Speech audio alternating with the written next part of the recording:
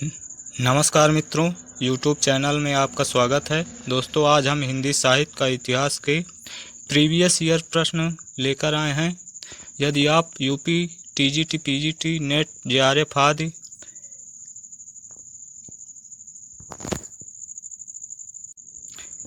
किसी भी राज्य के अध्यापक तथा हिंदी साहित्य से संबंधी कोई भी तैयारी कर रहे हैं तो इसको अवश्य देखें। और यदि वीडियो पसंद आए तो इसको लाइक करें और अपने सभी मित्रों को शेयर करना ना भूलें। तथा हमारे वीडियो प्रतिदिन देखना चाहते हैं तो चैनल को सब्सक्राइब करें और घंटी को प्रेस करना ना भूलें, जिससे आपको सबसे पहले नोटिफिकेशन मिल सके। आपका अधिक समय न लेते हुए इस क्लास की शुरुआत करते हैं। पार्ट 2 में 58 प्रश्न संख्या तक हल कर चुके हैं। आगे हम देखते हैं प्रश्न नंबर 59 से। चलिए शुरू करते हैं। प्रश्न नंबर 59, निम्नलिखित में से कौन फोर्ट विलियम कॉलेज कलकत्ता में हिंदी के अध्यापक थे?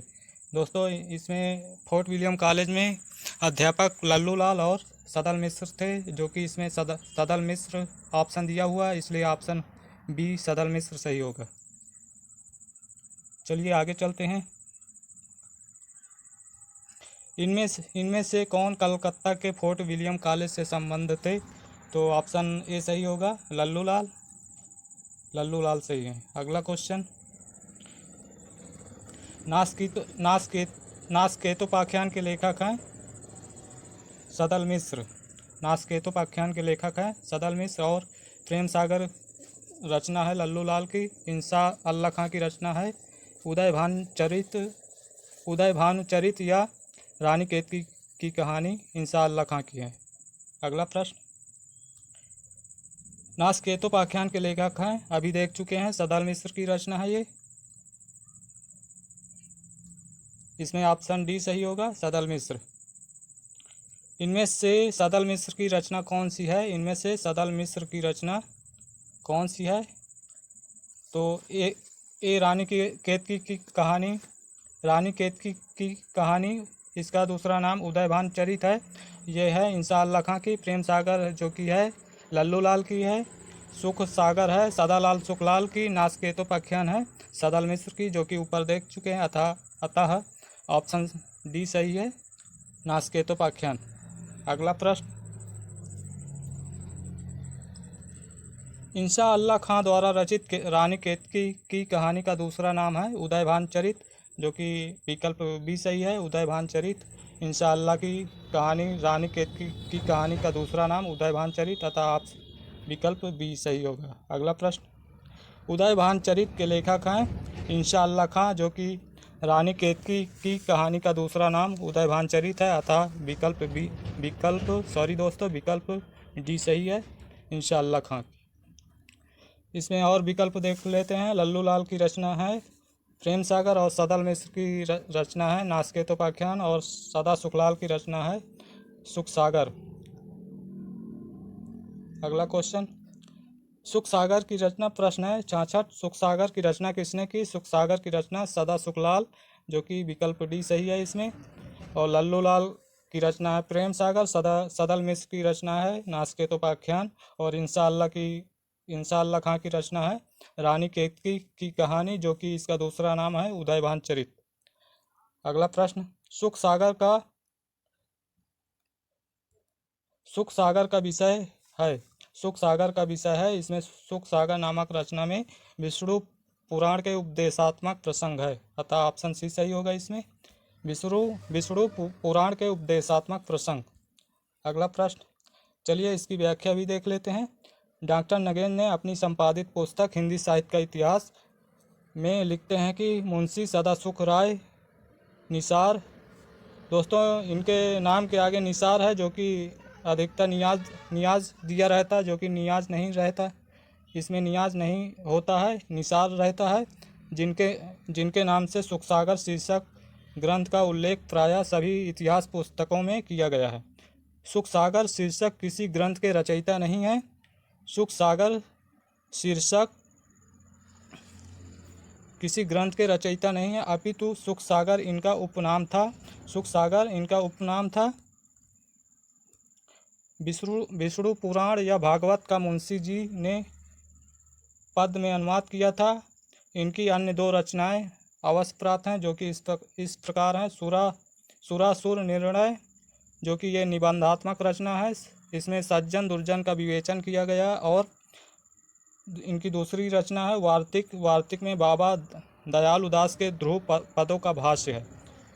चलिए अगला प्रश्न। लल्लू लाल जी का सर्वाधिक प्रसिद्ध ग्रंथ है। लल्लू लाल जी का सर्वाधिक प्रसिद्ध ग्रंथ है प्रेम सागर। इसमें ऑप्शन बी सही होगा, प्रेम सागर। अगला प्रश्न। चलिए इसकी व्याख्या भी देख लेते हैं। उपर्युक्त सभी ग्रंथ लल्लू लाल जी द्वारा रचित हैं, जिसमें सर्वाधिक प्रसिद्ध प्रेम सागर को मिली है। इनके अन्य ग्रंथों में राजनीति, सभा विलास और लाल चंद्रिका, माधव विलास और ब्रजभाषा व्याकरण है। इनकी रचनाएं को एक बार फिर से देख लेते हैं। सबसे प्रसिद्ध रचना है प्रेम सागर। इनके अन्य ग्रंथों में राजनीति, सभा विलास, लाल चंद्रिका, माधव विलास और ब्रजभाषा व्याकरण है। अगला प्रश्न। उर्दू को यामनी भाषा कहने का श्रेय किसको है? उर्दू को यामनी भाषा कहने का श्रेय किसको है? ऑप्शन देख लेते हैं। सदल मिश्र, ऑप्शन बी लल्लू लाल, ऑप्शन सी इंसान अल्लाह खां, ऑप्शन डी सदा सुखलाल नियाज। तो इसमें उर्दू को यामनी भाषा कहने का श्रेय इसमें ऑप्शन बी सही है, जो कि लल्लू लाल हैं। चलिए अगला प्रश्न। इसमें इस प्रश्न की व्याख्या भी देख लेते हैं दोस्तों। लल्लू लाल ने उर्दू को यामनी भाषा कहा है। इनकी प्रमुख रचना प्रेम सागर है, जिसमें प्रारंभिक खड़ी बोली के नमूने मिलते हैं। प्रारंभिक खड़ी बोली के नमूने मिलते हैं। लल्लू लाल कलकत्ता में स्थापित फोर्ट विलियम कॉलेज में भाषा मुंशी के पद पर भी रहे। चलिए अगला प्रश्न। प्रश्न नंबर 70। भाषा योग वशिष्ठ के लेखक हैं। ऑप्शन देख लेते हैं। Option A Ram Prasad Bismil, option B Ramashankar Vajpayee, option C Ram Prasad Niranjani, option D इनमें से कोई नहीं। भाषा योग वशिष्ठ के लेखक हैं दोस्तों राम प्रसाद निरंजनी है। भाषा योग वशिष्ठ के लेखक हैं। विकल्प सी सही है, राम प्रसाद निरंजनी। चलिए इसकी व्याख्या भी देख लेते हैं। भाषा योग वशिष्ठ के लेखक रामप्रसाद निरंजनी हैं। ये ग्रंथ विक्रम संवत 1798, जो कि सन में है, 1741 में लिखा गया है। इसे रामचंद्र शुक्ल ने खड़ी बोली में लिखा गया बहुत साफ सुथरा ग्रंथ बताया। इसे रामचंद्र शुक्ल ने खड़ी बोली में लिखा गया बहुत साफ सुथरा ग्रंथ बताया। चलिए दोस्तों इसके अन्य महत्वपूर्ण तथ्य देख लेते हैं। तथ्य इस प्रकार हैं। अब तक पाई गई पुस्तकों में भाषा योग वशिष्ठ सबसे पुरानी है दोस्तों। अब तक पाई गई पुस्तकों में भाषा योग वशिष्ठ सबसे पुरानी है, जिसमें गद्य अपने परिष्कृत रूप में दिखाई पड़ता है। अगला फैक्ट, इसे रामचंद्र शुक्ल ने खड़ी बोली का प्रथम ग्रंथ माना। इसे रामचंद्र शुक्ल ने खड़ी बोली का प्रथम ग्रंथ माना है। अगला फैक्ट, इसकी भाषा गुरुमुखी लिपि से मिलती जुलती है। इसकी भाषा गुरुमुखी लिपि से मिलती जुलती है। चलिए अगला प्रश्न।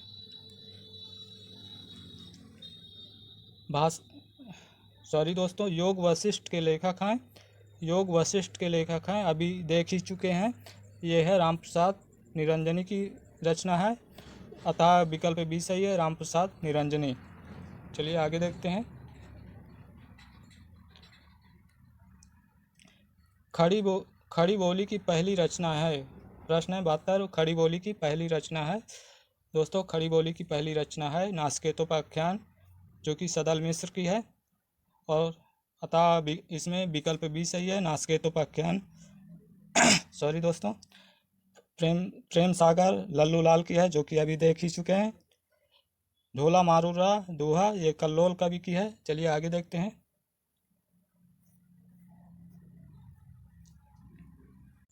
चलिए इसकी व्याख्या भी देख लेते हैं।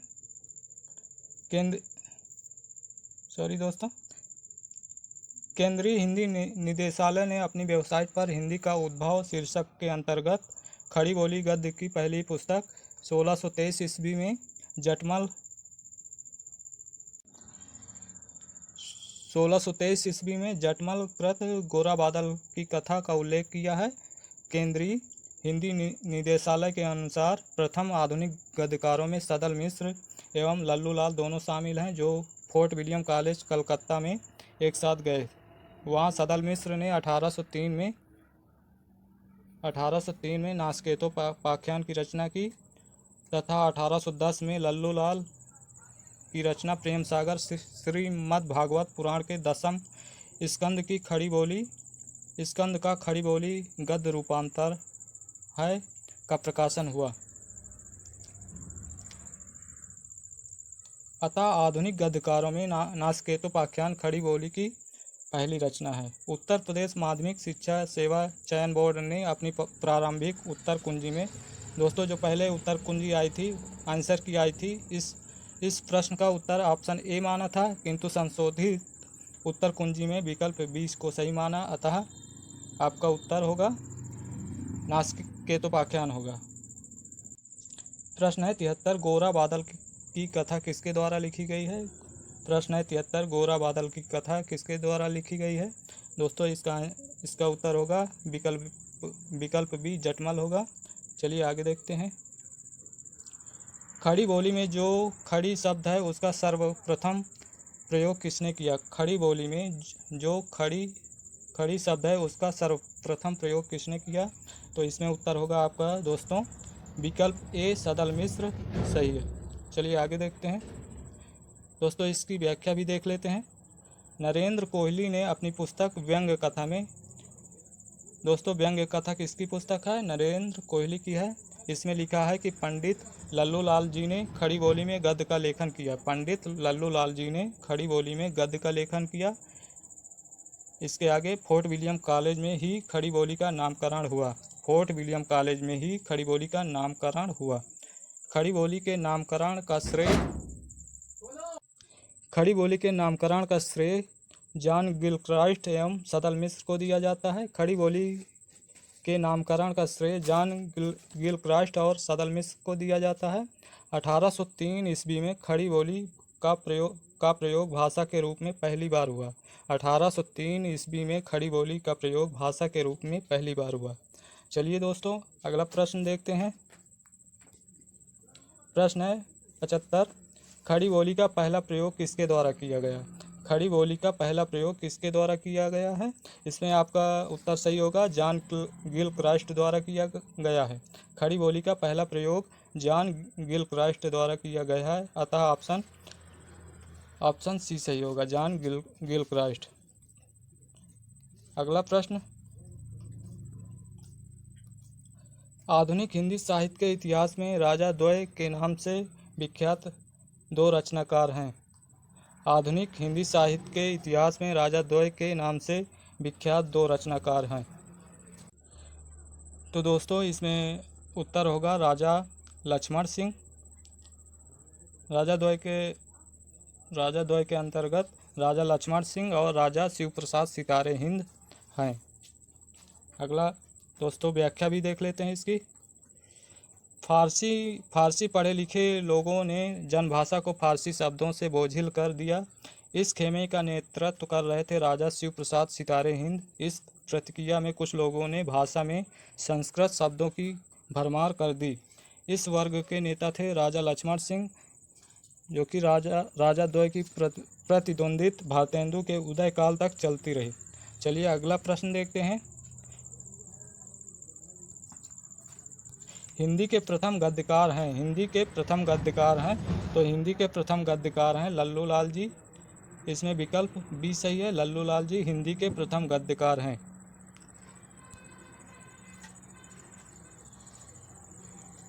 अगला प्रश्न, ढोला मारू रा दूहा में ढोला के पिता का क्या नाम था। ढोला मारू रा दूहा में ढोला के पिता का क्या नाम है। तो इसमें ढोला मारू रा में ढोला के पिता का नाम राजा नल था। तो अतः आप विकल्प बी सही है, राजा नल सही है। चलिए दोस्तों इसकी व्याख्या भी देख लेते हैं। ढोला मारू रा दूहा ढोला नामक राजकुमार तथा माखड़ी नामक राजकुमारी की प्रेम कथा का काव्य। दोस्तों इसमें ढोला नामक राजकुमार तथा माखड़ी नामक राजकुमारी की प्रेम कथा का वर्णन है, जिसमें ढोला के पिता का नाम राजा नल है। इस काव्य के मूल कवि हैं कल्लोल कवि हैं। दोस्तों कल्लोल कवि की रचना है ढोला मारूरा दूहा, तथा बाद में कुशल राय ने इसमें कुछ विस्तार किया था। चलिए दोस्तों अगला प्रश्न देखते हैं। रत्नाकर जोपम कथा पुस्तक का संबंध किससे है? रत्नाकर जोपम कथा पुस्तक का संबंध किससे है? दोस्तों इसमें रत्नाकर जोपम कथा पुस्तक में ब्रजयानी सिद्धों का वर्णन मिलता है। रत्नाकर जोपम कथा में ब्रजयानी सिद्धों का वर्णन मिलता है, अतः विकल्प बी सही है, ब्रजयानी सिद्ध। चलिए दोस्तों इसकी व्याख्या भी देख लेते हैं। रत्नाकर जोपम कथा पुस्तक का संबंध आदिकालीन ब्रजयानी सिद्ध से है। आचार्य रामचंद्र शुक्ल ने अपने हिंदी साहित्य इतिहास ग्रंथ हिंदी साहित्य का इतिहास में लिखते हैं, गोरखनाथ के समय का ठीक पता नहीं है। इसमें लिखते हैं गोरखनाथ के समय का ठीक पता नहीं है। राहुल सांकृत्यायन जी ने ब्रजयानी सिद्धों की परंपरा के बीच में उनका जो राहुल सांकृत्यायन जी ने ब्रजयानी सिद्धों की परंपरा के बीच में उनका जो स्थान रखा, उनके अनुसार उनका समय विक्रम की 10वीं शताब्दी से आता है। विक्रम की 10वीं शताब्दी से है। उनका आधार ब्रजयानी सिद्धों की एक पुस्तक रत्नाकर जोपम कथा है। उनका आधार वज्रयानी सिद्धों की एक पुस्तक रत्नाकर जोपम कथा है, जिसके अनुसार मीननाथ के पुत्र मत्स्येंद्रनाथ कामरूप के मछुआरे थे। चरपटिया के शिष्य होकर भी सिद्ध हो गए थे।